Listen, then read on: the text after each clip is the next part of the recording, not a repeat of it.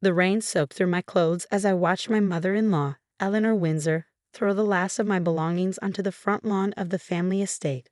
My husband David stood in the doorway, his face a mask of cold indifference as he watched the scene unfold. "I always knew you were a gold digger," Eleanor spat, her perfectly manicured finger pointing at me accusingly. "Now everyone knows you've been stealing from the family foundation. The evidence is irrefutable. My name is Katherine Windsor, and at 34, I was being framed for embezzling millions from the charity foundation I'd helped build over the last 8 years. But Eleanor had made one critical mistake in her plan to destroy me. She'd underestimated just how much I knew about her own illegal activities." "David," I said softly, looking at my husband of 10 years, "are you really going to let her do this without even hearing my side?" He wouldn't meet my eyes. "The bank statements don't lie, Kate. The transfers came from your account. How could you?" I thought about the USB drive tucked safely in my purse, containing 5 years' worth of evidence I'd gathered about Eleanor's own financial schemes.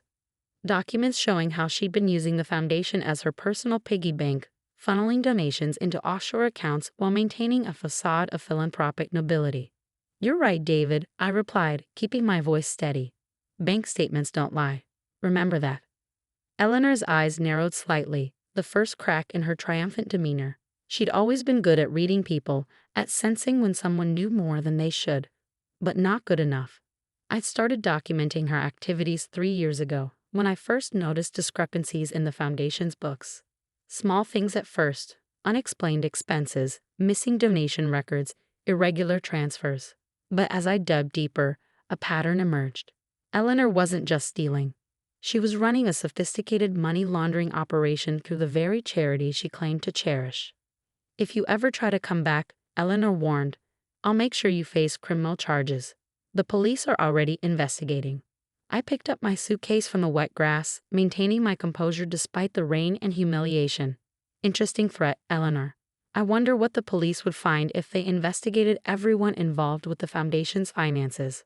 Her face paled slightly, but she recovered quickly. "Is that supposed to be a threat? Nobody will believe anything you say now. You're finished in this town." I walked to my car, placing my suitcase in the trunk. Through the rain-streaked windows, I could see David still standing in the doorway.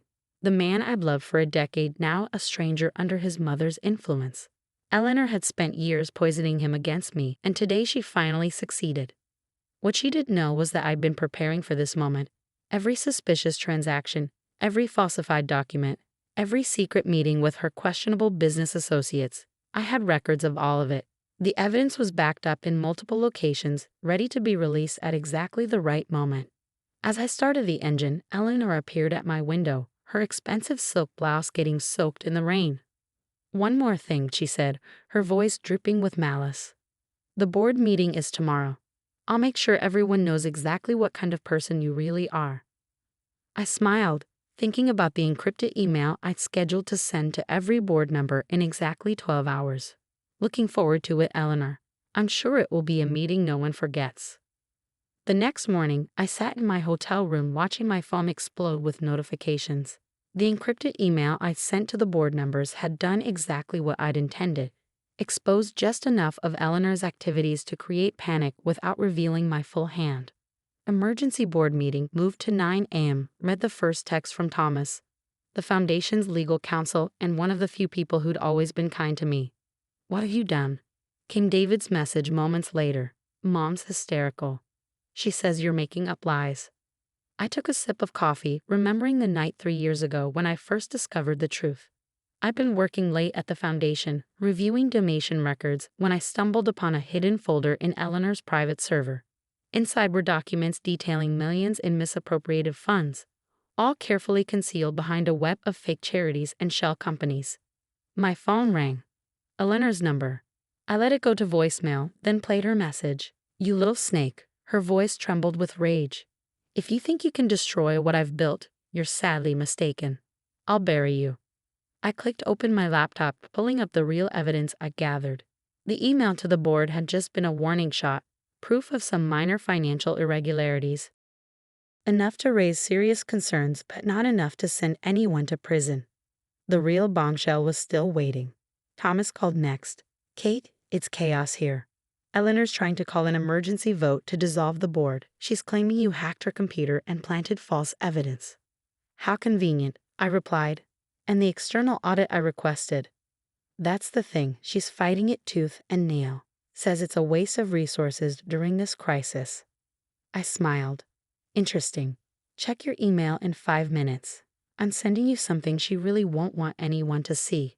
The document I sent Thomas was a detailed record of Eleanor's largest scheme, a fake children's hospital project in South America. She'd raised millions for it, earned glowing press coverage, even hosted elaborate fundraising galas. But the hospital didn't exist. The money had disappeared into a complex network of offshore accounts, while desperate families were left waiting for medical care that would never come. My phone buzzed again. David. We need to talk, his message read. Alone. Meet me at our spot. Our spot, the small cafe where we'd had our first date, where he proposed, where we'd spent countless Sunday mornings planning our future. Before Eleanor had poisoned everything. I hesitated, then replied, Okay, 30 minutes. As I gathered my things, another email came through. This one from Agent Sarah Martinez at the FBI's Financial Crimes Division.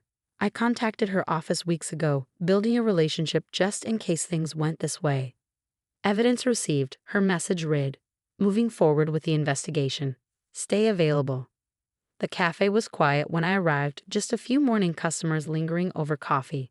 David sat in our usual corner booth, looking like he hadn't slept. The confident, successful businessman was gone, replaced by someone who seemed lost and uncertain. Explain, he said as I sat down. Please tell me you didn't actually hack into Mom's private servers. I pulled out my laptop. I didn't need to hack anything, David. Your mother gave me access years ago, remember? When she made me head of operations, she just never bothered to revoke it after she started framing me. The Foundation's boardroom felt different as I walked in that afternoon. Gone was the usual atmosphere of polite deference to Eleanor Windsor. Instead, the air crackled with tension as board members huddled in small groups, whispering and glancing nervously at their phones. Eleanor sat at the head of the table, her usual regal posture stiff with barely contained rage. When she saw me enter with David by my side, her eyes widened in disbelief. You dare show your face here, she snarled, standing up. Security. Sit down, Mother, David said quietly. Everyone needs to hear this. Thomas cleared his throat from his position at the other end of the table. Before we begin, I should inform everyone that FBI agents are currently executing search warrants at all Foundation offices and Mrs. Windsor's private residence. The room erupted in chaos. Eleanor's face went from red to white in seconds. This is ridiculous, she shouted over the noise. This woman, she pointed at me, has orchestrated a campaign of lies to destroy this foundation. She's the criminal here. I walked calmly to the podium, connecting my laptop to the presentation screen. Let's talk about crimes, Eleanor. Shall we start with a non-existent children's hospital in South America? Or would you prefer to discuss the shell companies you've been using to launder donation money? The screen filled with documents, bank statements, emails, photographs. 8 years of careful documentation displayed for everyone to see. That's enough. Eleanor lunged for the podium, but David caught her arm. It's over, Mom, he said, his voice breaking. I've seen everything. The fake charities, the offshore accounts, the families you exploited. How could you? Eleanor's composure finally cracked. Everything I did was for this family, to maintain our position, our influence. You think your father's legacy could survive on legitimate charity work alone? The board members watched in stunned silence as Eleanor Windsor, pillar of society and celebrated philanthropist, revealed her true nature. And you, she turned to me, venom in her voice. You self-righteous little nobody. I knew from the moment David brought you home that you'd be trouble. Too smart, too curious, too unwilling to look the other way. I clicked to the next slide. Photos of the families who'd been promised medical care from the non-existent hospital. You're right, Eleanor. I never learned to look the other way. That's why I spent 3 years gathering evidence, building a case, making sure that when the truth came out, it would be undeniable. The boardroom doors opened and Agent Martinez entered with 2 other FBI agents. Mrs. Windsor, we need you to come with us. Eleanor looked around wildly, but found no allies. The board members she'd manipulated for years now stared at her with disgust. David, the son she controlled through emotional manipulation, stood firmly by my side. "You'll regret this," she hissed as the agents led her away. "All of you." In the aftermath, David and I worked with the FBI to unravel the full extent of Eleanor's schemes. The foundation underwent a complete restructuring, with new oversight measures and transparency protocols. Most importantly, we established a real medical assistance program for the families Eleanor had betrayed. 6 months later, I stood at the podium again, this time announcing the foundation's legitimate achievements.